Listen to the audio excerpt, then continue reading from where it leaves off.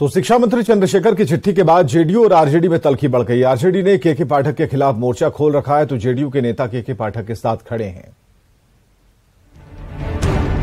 के पाठक अब तक जिन विभागों में काम किया है वहां सिस्टम को अपडेट करने का जरूर काम किया है। के पाठक जी को होश हवास से बात करना चाहिए और काम करना चाहिए। बिहार के कड़क आईएएस अधिकारियों में गिने जाने वाले शिक्षा विभाग के अपर मुख्य सचिव पर आरजेडी और जेडीयू में ही ठन गई है। जेडीयू के नेता और मंत्री के पाठक को अच्छा अधिकारी बता रहे हैं, तो दूसरी ओर आरजेडी विधायक भाई वीरेंद्र ने शिक्षा मंत्री चंद्रशेखर की बात का समर्थन करते हुए मुख्यमंत्री से के पाठक को बाहर करने की मांग कर डाली है। तो क्या कौन कित पत्र लिख रहे हैं मुझे जानकारी नहीं, लेकिन माननीय के पाठक की कार्यशैली में जो अब तक जिन विभागों में काम किया है वहां सिस्टम को अपडेट करने का जरूर काम किया। के पाठक जी को होश हवास से बात करना चाहिए और काम करना चाहिए। सरकार को बदनाम करने का हमेशा ये प्रयास करते हैं और पता नहीं इनको क्या चाहिए।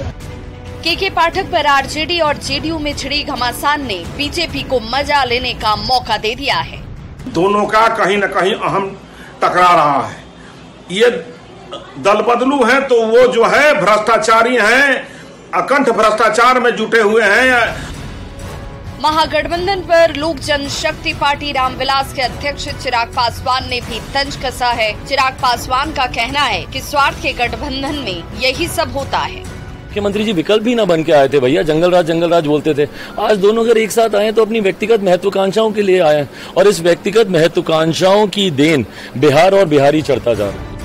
यानी कुल मिलाकर कहें तो शिक्षा विभाग के अपर मुख्य सचिव के पाठक पर आरजेडी और जेडीयू में घमासान छिड़ा हुआ है और सवाल है किससे किसका नुकसान होगा। न्यूज़ 18 के लिए पटना से आनंद, अमृतराज, रजनीश और विनीता मिश्रा के साथ अमित कुमार की रिपोर्ट। शिक्षा विभाग के अधिकारियों से न सिर्फ आरजेडी कोटे से आने वाले शिक्षा मंत्री नाराज हैं, बल्कि अनुसूचित जाति जनजाति कल्याण विभाग के मंत्री रत्नेश सदा से भी अधिकारियों से वो बेहद नाराज दिख रहे हैं।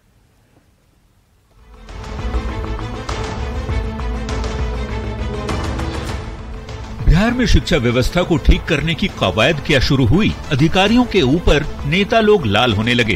पहले शिक्षा विभाग के अपर मुख्य सचिव के पाठक के खिलाफ शिक्षा मंत्री चंद्रशेखर ने पीत पत्र जारी किया और अब जेडीयू कोटे से आने वाले SC/ST कल्याण मंत्री रत्नेश सदा भी नाराज हैं। ये हमको लगता है ये कहीं से साजिश कर रहा है, ऐसी नहीं होनी चाहिए। रत्नेश सदा की नाराजगी की वजह है महादलित टोला सेवकों के लिए जारी फरमान। आपको बता दें, महादलित टोला सेवकों पर बच्चों को स्कूलों तक ले जाने की जिम्मेवारी है। अब विभाग ने बच्चों की 90% उपस्थिति को अनिवार्य कर दिया है और ऐसा नहीं होने पर महादलित टोला सेवकों के वेतन में कटौती की बात कही है, जिसकी वजह से मंत्री रत्नेश सदा नाराज हैं। वो शिक्षक को जवाबदेही देना चाहिए, न कि महादलित के बच्चे है टोला सिंह से, बच्चिया है टोला सिंह से और इसको जवाबदेही दिया जा रहा है। जो 90% बच्चा की उपस्थिति नहीं होगा जी, तो उसको 25% वेतन से काट लिया जाएगा। ये हमको लगता है ये कहीं से साजिश कर रहा है। अब आप महादलित टोला सेवकों की सेवा शर्तों को भी जान लीजिए।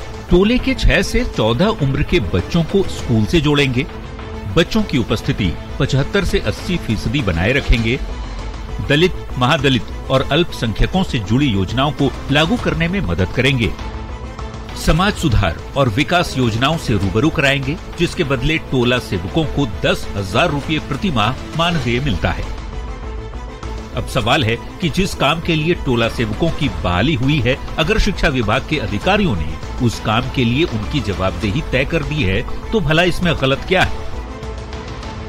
न्यूज़ 18 के लिए पटना से संजय कुमार के साथ ब्यूरो रिपोर्ट।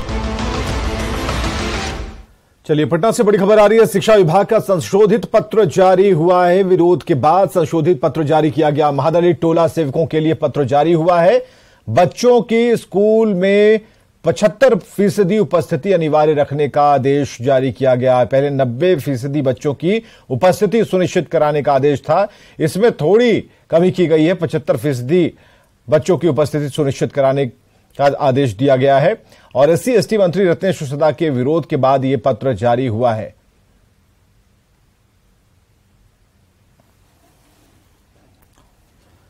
आरजेडी के स्थापना दिवस पर पार्टी नेताओं और कार्यकर्ताओं को संबोधित करते हुए लालू प्रसाद ने केंद्र सरकार पर जमकर निशाना साधा। पटना सहित बिहार के कई शहरों में आरजेडी कार्यकर्ताओं ने पार्टी के 27वें स्थापना दिवस को सेलिब्रेट किया। स्थापना दिवस को लेकर पटना के आरजेडी दफ्तर में खास तैयारी थी। इस मौके पर आरजेडी के राष्ट्रीय अध्यक्ष लालू प्रसाद पुराने अंदाज में दिखे। महाराष्ट्र में हुई सियासी उथल पुथल की ओर इशारा करते हुए लालू ने कहा कि देश में विधायकों की खरीद फरोख्त हो रही है, लेकिन बिहार में ऐसा नहीं हो पाएगा। लालू प्रसाद ने कार्यकर्ताओं को संबोधित करते हुए कहा कि अगले चुनाव में मोदी सरकार को उखाड़ फेंकना है। नीतीश जी के आवास पर उनके पद पर देश भर के 17 पार्टी के नेता जो आए थे, 17 पार्टी उपस्थित हुई थी और फिर अभी बंगलोर में हम लोग जुट रहे हैं। उखाड़ के फिर मेरे नरेंद्र मोदी समझ। लैंड फॉर जॉब मामले में सीबीआई की चार्जशीट में तेजस्वी का नाम आने को लेकर लालू प्रसाद ने केंद्र सरकार पर निशाना साधा। लालू ने कहा, आज आपको जो करना है कर लीजिए, लेकिन सोचिए जब 2024 में सत्ता से जाएंगे तो क्या होगा। अभी तो हमने क्या कर दीजिए, तो फूल वाला भी चढ़ेगा। अब कहा गया वक्त थोड़ी केस खत्म बढ़िया से सीधे हुए हैं और आपको करने वाले हम लोग नहीं। 5 जुलाई 1997 को लालू प्रसाद ने जनता दल से अलग होकर राष्ट्रीय जनता दल का गठन किया था। अपने 27 सालों में आरजेडी ने कई उतार चढ़ाव देखे। मौजूदा वक्त में आरजेडी बिहार की सबसे बड़ी पार्टी है। चारा घोटाले में जेल और फिर किडनी की बीमारी की वजह से काफी समय से लालू प्रसाद सक्रिय राजनीति से दूर रहे हैं, लेकिन स्थापना दिवस के मौके पर लालू एक बार फिर पुराने अंदाज में नजर आए। न्यूज़ 18 के लिए पटना से अमित कुमार की रिपोर्ट।